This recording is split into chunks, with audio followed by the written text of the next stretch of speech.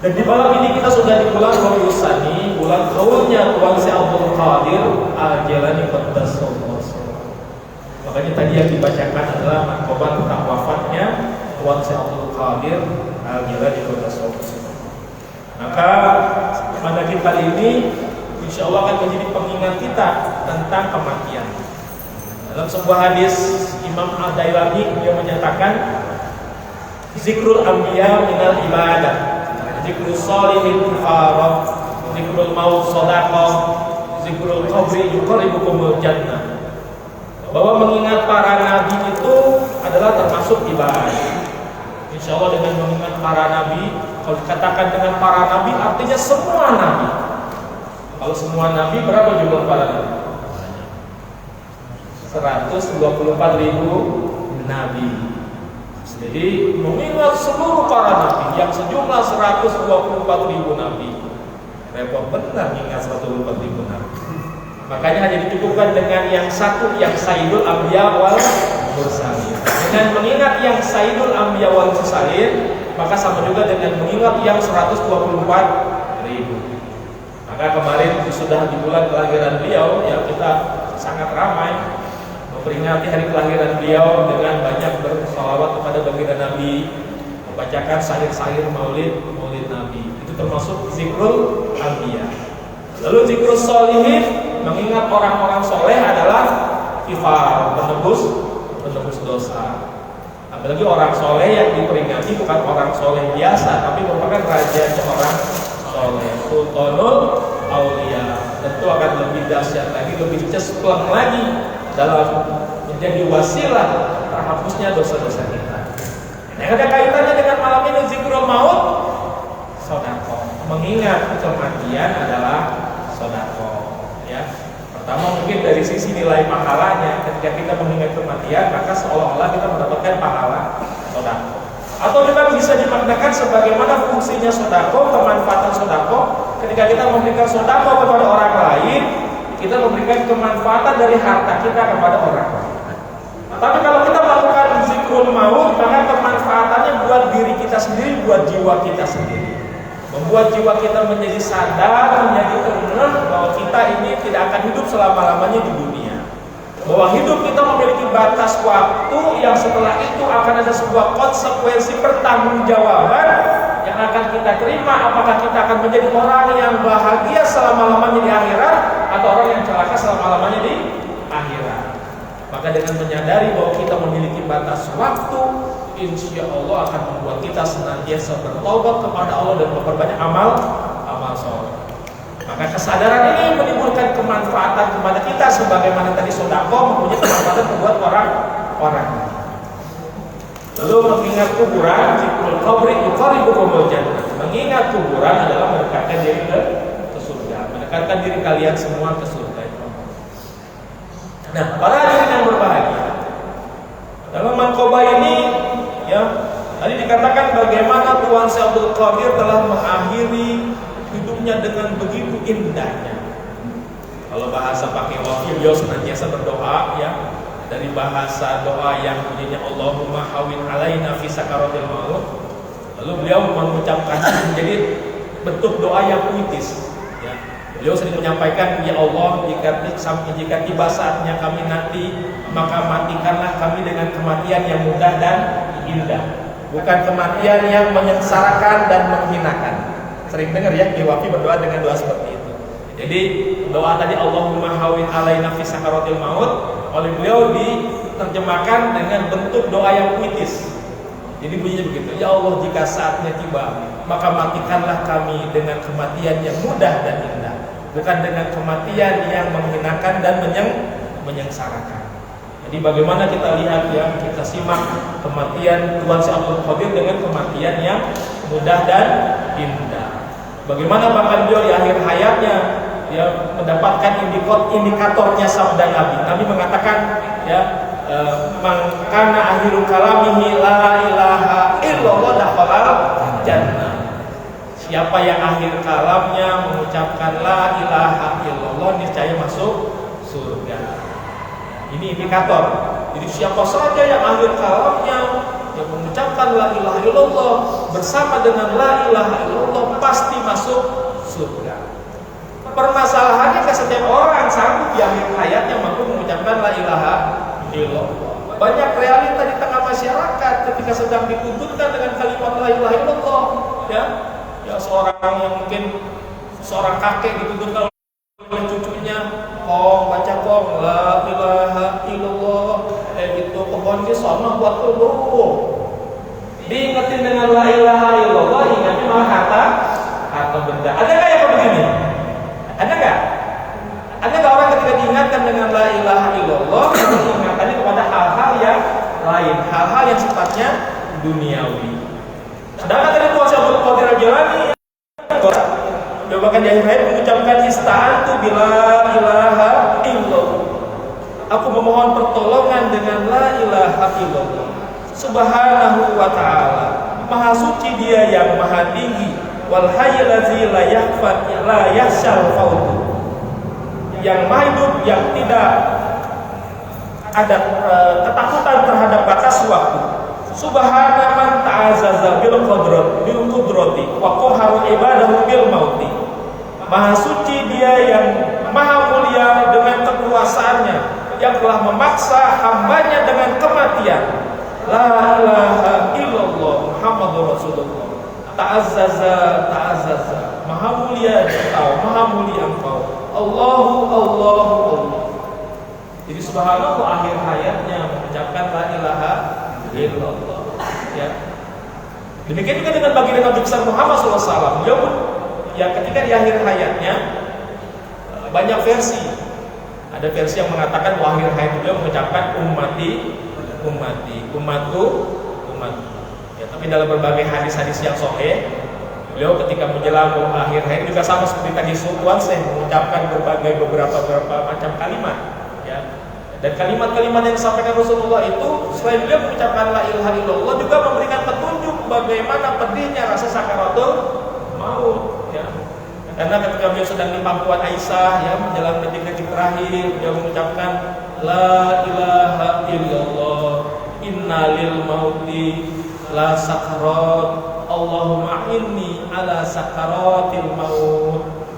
Ya, la ilaha illallah, sesungguhnya pada kematian itu ada sakaratnya, ada mabuknya. Kenapa dikatakan mabuknya? Karena begitu besar, begitu amat dahsyat rasa sakit ketika sakaratul maut. Ada riwayat yang menyatakan ketika sakaratul maut itu rasa sakitnya seperti dibacok dengan 300 bacokan pedang. Kita kalau tangan kita kena pisau, kena silet, lalu kena jeruk nipis, perih banget kan? Perih. Itu baru luka di satu bagian tubuh kita. Bagaimana kalau ternyata dibacok dengan 300 bacokan pedang? Di seluruh tubuh ada 300 bacokan pedang. Bahkan ada riwayat yang lebih menunjukkan betapa lebih sakitnya lagi, dikatakan bahwa sakaratul maut itu rasa sakitnya seperti hewan yang dikuliti hidup. Berarti pedihnya luar biasa. Dan hebatnya Rasulullah dalam keadaan menanggung rasa sakit seperti itu masih memberikan kabar berita, memberikan informasi. La ilaha illallah, innalil mauti la sakarat, Allahumma inni ala sakaratil maut. Lalu Rasul juga kemudian mengucapkan penggalan ujung surat An-Nisa, ya. Ma'alladzina an'amallahu 'alaihim minan nabiyyina wasiddiqina wasyuhada'i wassalihin wa hasuna ulaika rafiqa. Lebih mengucapkan Allahumma firli warhamni wa alhiqni bi rafiqil a'la. Lalu dia mengulang-ulang sampai suaranya hilang. Allahumma rafiqal a'la, Allahumma rafiqal a'la, Allahumma rafiqal a'la. Inilah wafatnya Rasulullah kalau yang kita dapatkan di hadis-hadis sahih. Tapi kalau dalam berbagai riwayat yang masyhur memang yang mengatakan ummati. Tapi kalau di hadis sahih tadi, Allahumma firli warhamni bi rafiqil a'la, lalu terakhir mengulang-ulang Allahumma rafiqal a'la, Allahumma rafiqal a'la sampai suaranya hilang. Dan dia wafat di pangkuan Siti Aisyah, ya. Itulah wafatnya Rasulullah SAW juga dengan menyebut-nyebut nama Allah, dengan berdoa kepada Allah.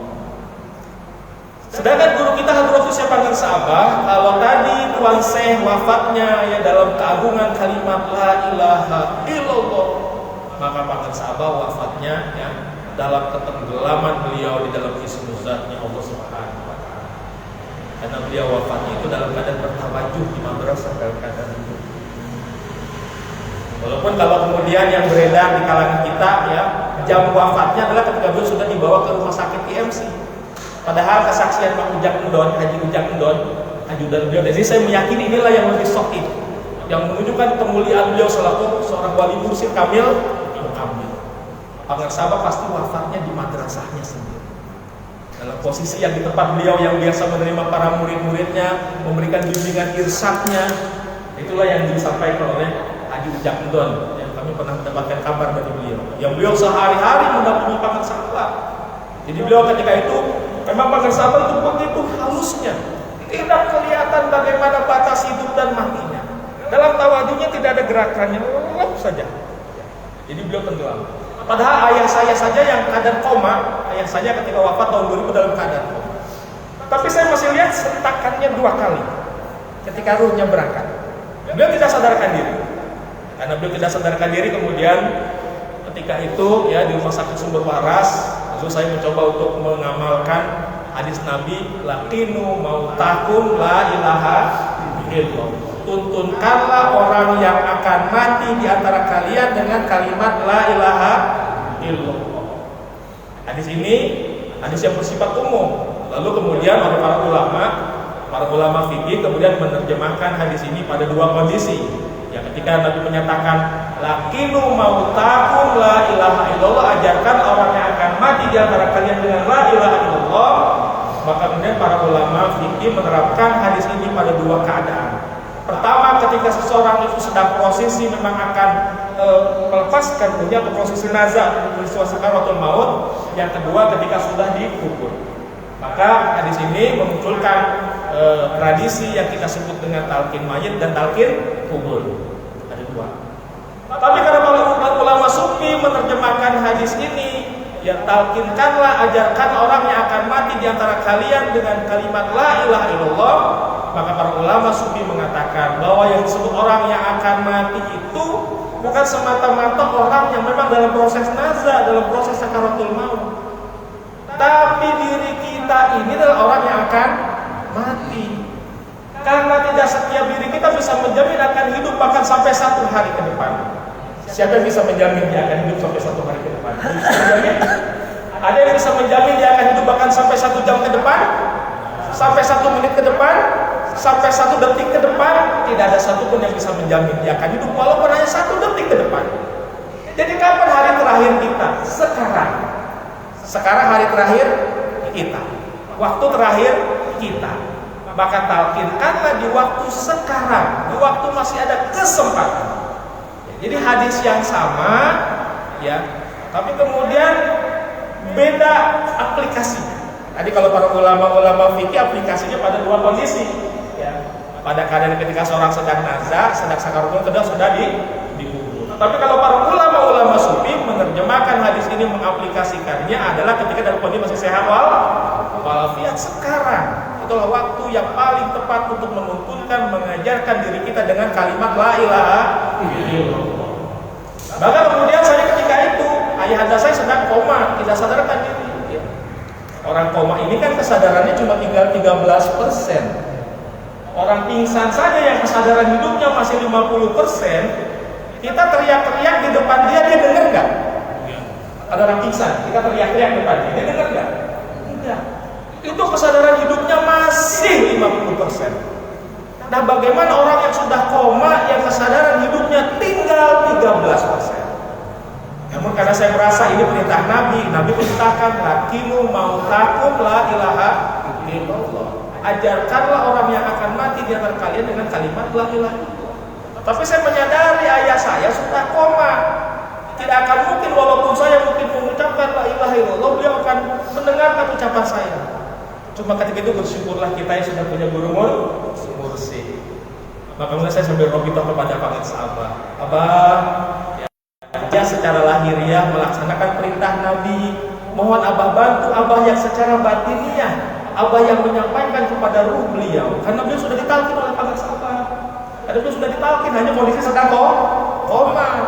Maka kemudian saya sampai meminta kepada Abang menuntutkan la ilaha illallah. Dan kalimatnya jangan diganti. Banyak orang di luar sana ketika ada keluarganya yang sedang sakaratul maut, khususnya yang masih ada kesadarannya, yang sedang mengap-ngap gitu ya. Lalu kemudian ketika akan menuntunkannya pikir, wah ini kalau dituntunkan dengan kalimat la ilaha illallah, khawatirnya baru la ilaha, lalu nafasnya habis. Berarti la ilaha tiada Tuhan dong. Waduh, nanti bisa jadi kufur, bisa jadi ateis. Digantilah kalimatnya, maka dituntunkan lalu ucapan yang lain, Allah, Allah, atau Allahu Akbar, Allahu Akbar, atau ya Allah ya Allah. Maka kalimatnya jangan diganti. Nabi perintahkan lakinu mautakum la ilaha illallah. Jangan bermain dengan logika kita. Ya. Jadi tetap yang kita tuntunkan dengan perlahan-lahan adalah kalimat la ilaha illallah. Lalu ketika dia sudah mengucapkan, misalnya masih punya kesadaran, dia mengucapkan la ilaha illallah. Sudah kita diam, jangan diteruskan, jangan dipaksakan. Karena itu sudah menjadi kalimat terakhirnya. Adapun kalau kemudian dia berkata lagi, haus minta minum misalnya, kita berikan minum. Setelah dia minum, kita tuntunkan lagi karena nanti kalimatnya sudah berubah. Kalimat terakhirnya minta minum. Kita rubah, kita tuntun lagi la ilaha illallah. Lalu bagaimana ketika kita la ilaha illallah mengucapkan, dia mengikuti baru la ilaha, lalu nafasnya habis. Maka menurut para ulama, insya Allah itikotnya sudah sampai.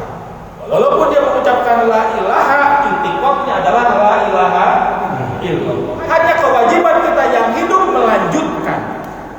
Jadi ketika dituntunkan la ilaha, nafasnya habis, kita yang hidup meneruskan illallah, begitu ya. Jadi kalimatnya jangan diganti, tetaplah lakinu mautakum la ilaha.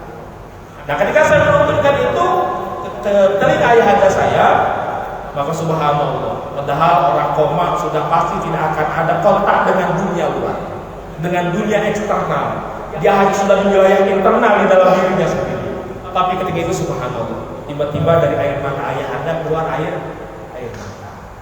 Dan ketika air matanya keluar, lalu saya melihat sentakan 2 kali, tek, tek, dan setelah itu tidak bergerak lagi. Saya langsung bilang kepada adik saya, Rul, panggil dokter. Lalu adik saya memanggil dokter membuka kelopak matanya, disebut dengan center. Dokter mengatakan sudah habis, Pak. Karena saya meyakini insya Allah beliau husnul khotimah, karena tadi saya melihat ada air matanya keluar. Saya yakin ini.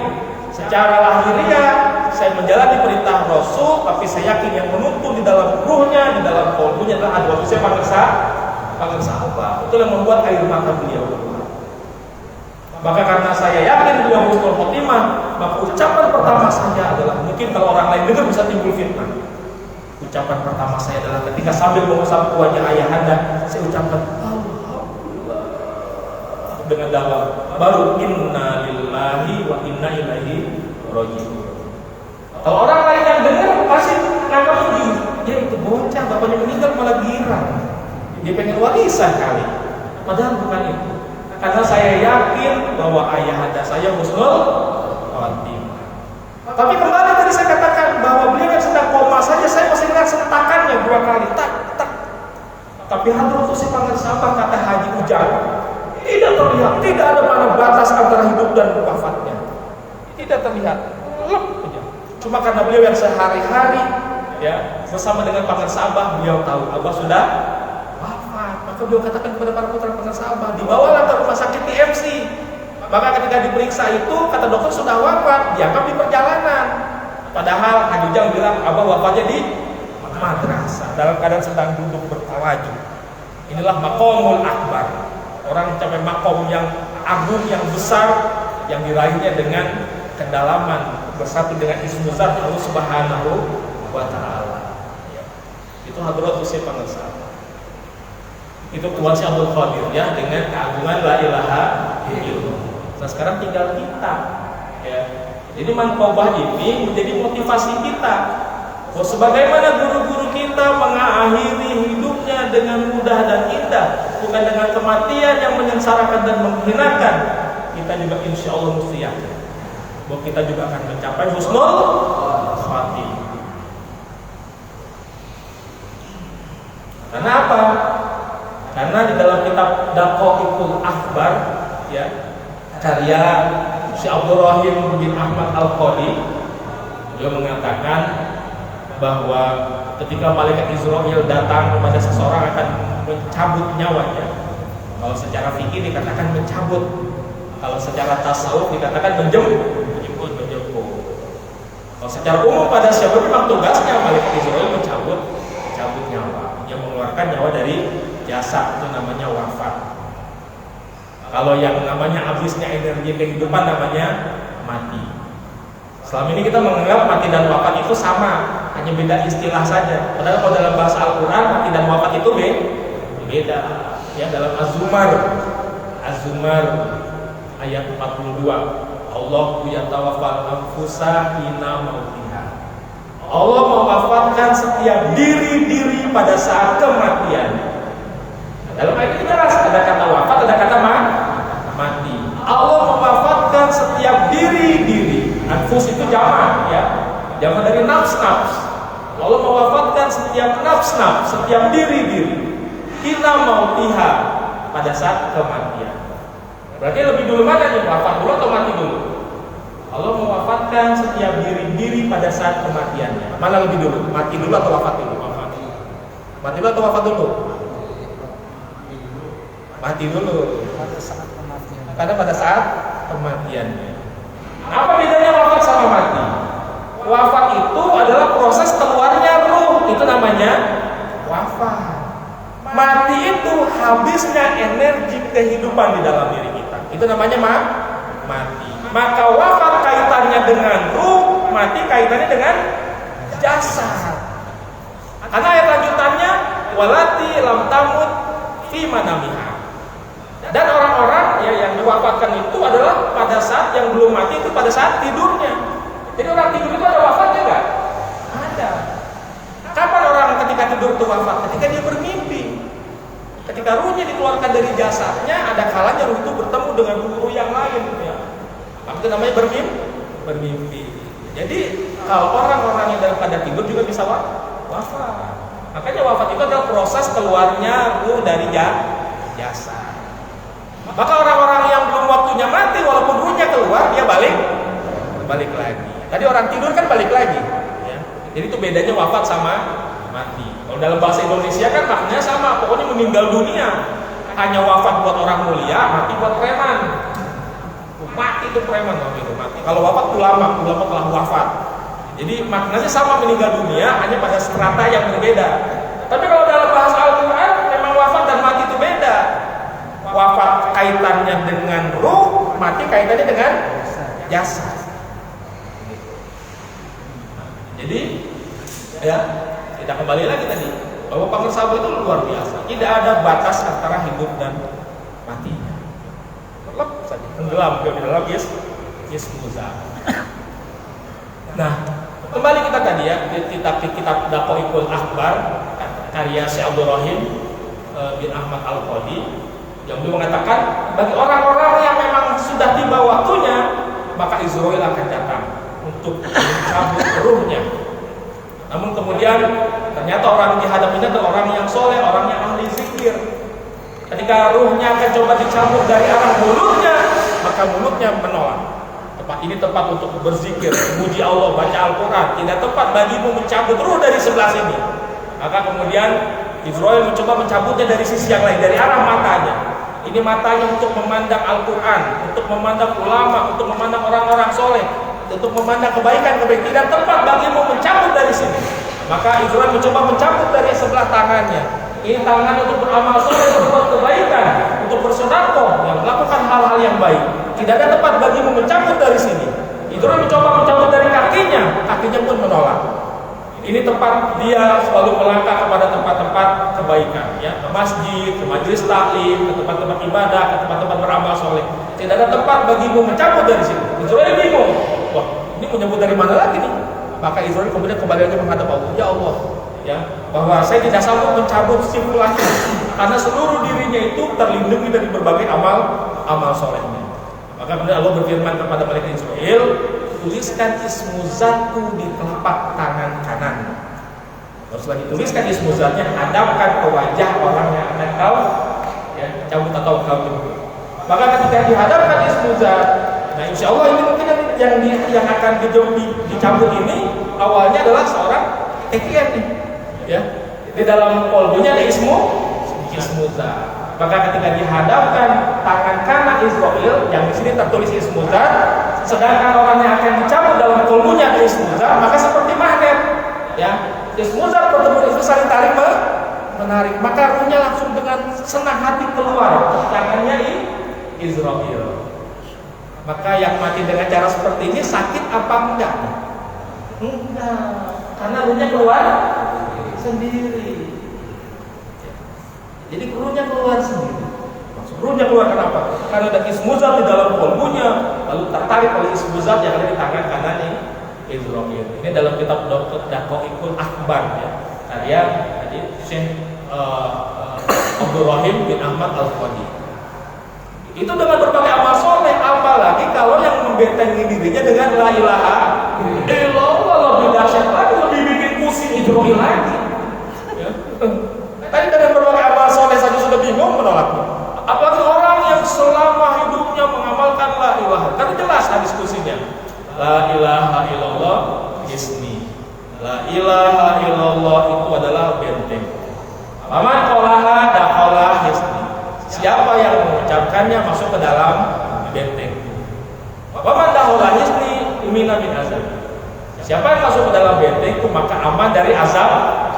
Aman dari segala azab Allah, termasuk aman dari pedihnya, sakitnya sakaratul. Makanya saya menyaksikan, termasuk ayahanda itu, walaupun tetap, tapi kemudian terlihat ekspresi wajahnya senyum. Tidak pernah saya melihat Ikhwan TKN yang wafat wajahnya itu menderita rasa sakitnya. Hampir semua itu meninggal daripada tersenyum. Bahkan luar biasa banyak kisah-kisah ketika sedang diajarin malah ngejalin. Ya. Insinyur Haji Muhammad di Masjid Nurul Huda Jembatan 5. Ya, bahkan ketika sedang menjelang wafatnya itu di pangkuan aja ngejejen, lalu putranya Haji Muhammad Basyar coba mentalkinkan ayahandanya la ilaha illallah. Dalam keadaan tidak sadar malah melek Haji Basyar. Bapakmu sudah punya, kamu yang perlu. Bayangkan, sedang diajarin malah ngajari. Ya, termasuk almarhumah istri saya, ya. Istri saya itu ketika wafatnya itu di rumah tua saya di Kuningan. Awalnya di rumah di Rawaya, ya. Kemudian saya suatu saat diajak oleh Kiai Wafidin untuk safari dakwah ke Pangandaran dan ke Pamijahan. Maka saya mohon pamit kepada bapak mertua saya tinggalnya di Kuningan, ya. Kuningan Cirebon, bukan Kuningan Jakarta, tapi Kuningan Cirebon, ya. Saya mohon izin kepada beliau, Bapak, saya mohon izin 4 hari ini saja mohon digantikan. Karena selama saya merawat istri saya itu dari mulai 2010, ya, sampai dengan 2013 wafatnya beliau. Merawat beliau kanker payudara stadium 4. Jadi saya mendampingi dan seluruhnya ke rumah sakit dan sebagainya. Maka saya hanya minta waktu kali ini saja, 4 hari ini saja. Karena memang lama waktunya hanya 4 hari. Saya diajak oleh Kiai Wafidin ke Pangandaran sekaligus ke Pamijahan. Nah, selama ini saya sudah mengalami beberapa kali ketika istri saya mengalami anfal, titik kritis, saya pasrah, saya tawasul dalam rangka menghantarkan. Tapi habis selesai tawasul, istri saya malah kembali pulih lagi seperti sedia kala. Padahal saya sudah jauh pasrah, kalau memang sudah waktunya, ya, saya ikhlas, saya tawasul, mencoba menghantarkan. Tapi beliau kembali pulih seperti sedia kala. Nah, ketika saya kemudian berangkat ke Pangandaran, bapak mertua datang dari Kuningan menggantikan saya di rumah. Hanya kemudian bapak mertua panik ketika kami melihat istri saya ketika dalam kondisi kritis. Ketika kritis, baru kali itu dia melihat istri saya ketika kritis, maka dia kemudian kontak ke kampungnya, ke Kuningan, kepada ibu mertua. Tadi ibu mertua, ya udah bawa pulang aja langsung ke Kuningan, ya. Maka ketika itu dibawa pulang lah di Kuningan, ya. Nah, ketika di Kuningan, saya nggak tahu tuh waktu dibawa pulang ke Kuningan, ya, karena masih safari dakwah. Tapi kemudian saya mendapatkan kabar ketika saya akan mengisi kajian materi Islam Iman Ihsan, saya dapat kabar istri dibawa ke Kuningan. Maka saya menjadi galau. 15 menit lagi akan ngisi kajian, tapi kemudian dapat kabar istri sudah dibawa dalam keadaan kritis ke Kuningan. Nah, ketika itulah ada peran dari Kang Haji Busri. Ketika itu saya bareng-bareng dengan beliau, pakai Wafi, saya dengan Kang Haji Busri. Maka ketika sedang galau begitu, Kang Haji Muslim mencoba untuk menyabarkan saya sambil ngusap-ngusap dada. Sabar, sabar. Tapi ketika beliau ngusap dada dia, spontan beliau langsung nangis sesemukan. Subhanallah. Jadi rasa galaunya saya oleh Pak Sahabat dipindahkan kepada Kang Haji Muslim. Beliau langsung nangis sesemukan itu. Nah, karena beliau nangis sesemukan, saya menjadi enteng kan. Maka saya menyampaikan kajian Islam Imanisan menjadi enteng saja. Padahal subhanallah, polisi sedang galau oleh Pak Sahabat dipindahkan. Maka yang nangis adalah Kang Haji Muslim. Sesemukan itu beliau juga tidak menduga. Cuma itu jadi kenangan, sampai sekarang beliau ingat. Artinya di saat penting hidup saya, beliau saat itu ada. Dan akhirnya ketika kemudian saya dapat kabar, saya berangkat kemudian ke Kuningan, ternyata istri sudah wafat. Tapi ketika saya tanya kepada keluarganya bagaimana proses kematiannya, proses wafatnya, mereka menceritakan bahwa tadi pada detik-detik terakhirnya itu saya mengatakan begini, ayah datang. Saya langsung ketika dapat cerita begitu langsung, abah aku mohon bah, saya yakin yang datang adalah saya panggil abah. Cuma untuk menenangkan keadaan batinnya istri saya, seolah wujudnya adalah saya. Ayah datang. Pada nengok ke belakang, nggak ada Andika gitu ya. Lalu kemudian dituntunkan oleh tuanya, oleh keluarganya. La ilaha illallah. Dia sudah lemah, ya dituntunkan begitu.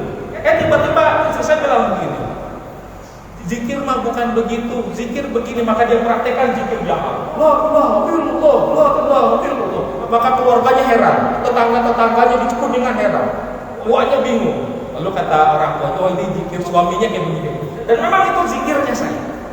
Karena saya bertahun-tahun sholat dengan dia mamung di belakang saya. Zikirnya tidak pernah seperti itu. Zikirnya suaranya pelan, suaranya lirih.